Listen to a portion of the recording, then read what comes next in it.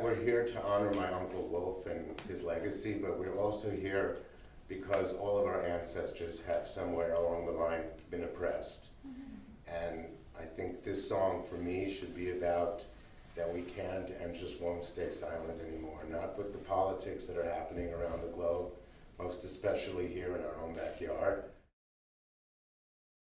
As much as my uncle's story is extraordinary, and that of the 6 million anonymous Jews, which he was up until a few months ago, he's going to get to have his story told.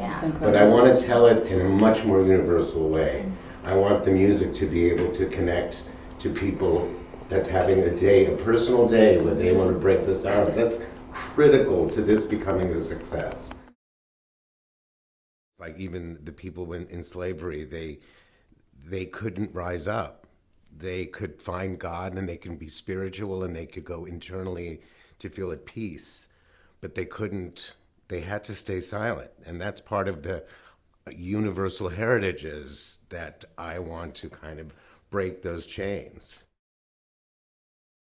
This song is going to hopefully be a channel for all of us and the people that are about to find this out. Because yes, sometimes you don't have to know when to shut up, you know, but not when it comes to when you're being oppressed. So never be pigeonholed into one group, you know, never to be part of just one clique because you're afraid to experience other places and other places to live and other cultures.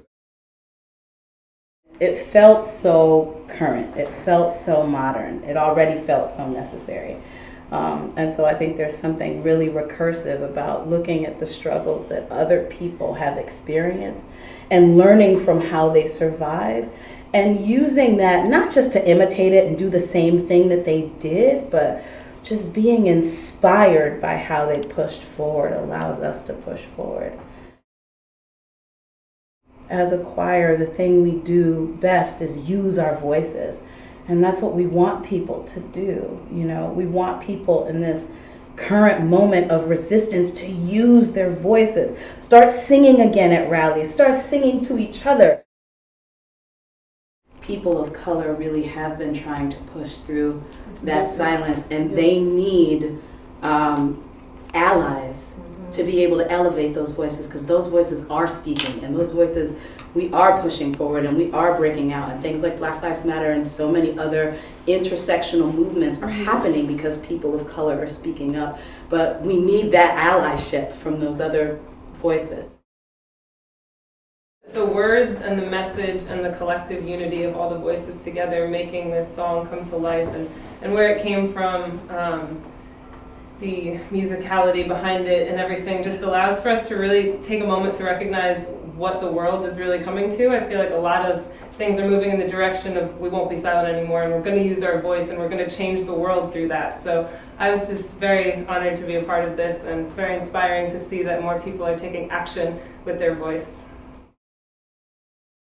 The thing I love the most about today is the fact that there was an actual human being that we got to connect with while we sang this song.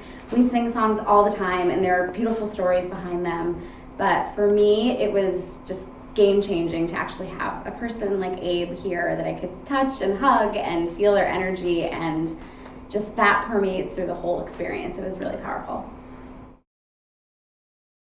When we're talking about breaking the silence, I feel like that's something that's happening even in my own life, like all the time within my own family. Even though this comes from such a much bigger place, it feels very personal at the same time.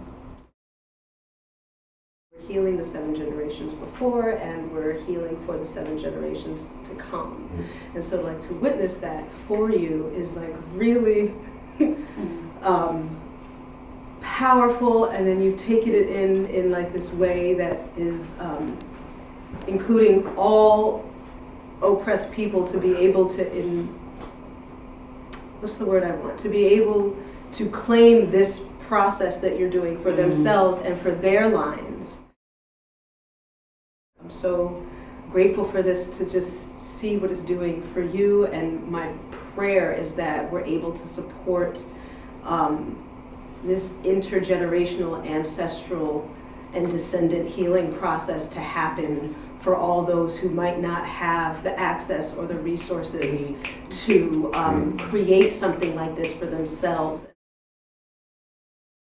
The hardest spaces to be in are the ones when you are in spaces that identify as being activist and identify as being for you and for your liberation, and then internally continue to appropriate or exploit or suppress or oppress you or try to silence your own voice because your allies in whatever demographic, white folks for people of color, straight folks for LGBTQIA, however it works, aren't willing to do their own internal work. And when you're in those spaces that are supposed to be safe and supposed to be for you, and then there are power dynamics and they assert that power and they maintain that power and they refuse to bring people of color or people of other minorities into those power structures and still want to claim all of the benefits and accolades of seeming diverse or of seeming as if they're doing certain work, but that's not actually what's happening internally. That is the hardest, sickest type of oppression to experience. I'm not worried about dealing with, some crazy, blatant, outward racist. That's not part of my life. Right. My life is doing the work in the circles that identify themselves as being about what we say they're about, but not backing that up with their actions and interpersonal relationships or how they're running the organizations or the systems they claim to run. Yeah. And then they will try to silence you or shame you. You're doing your work off of the backs and the struggles of the people that actually experienced oppression in the past and the people that are actually still experiencing it now today.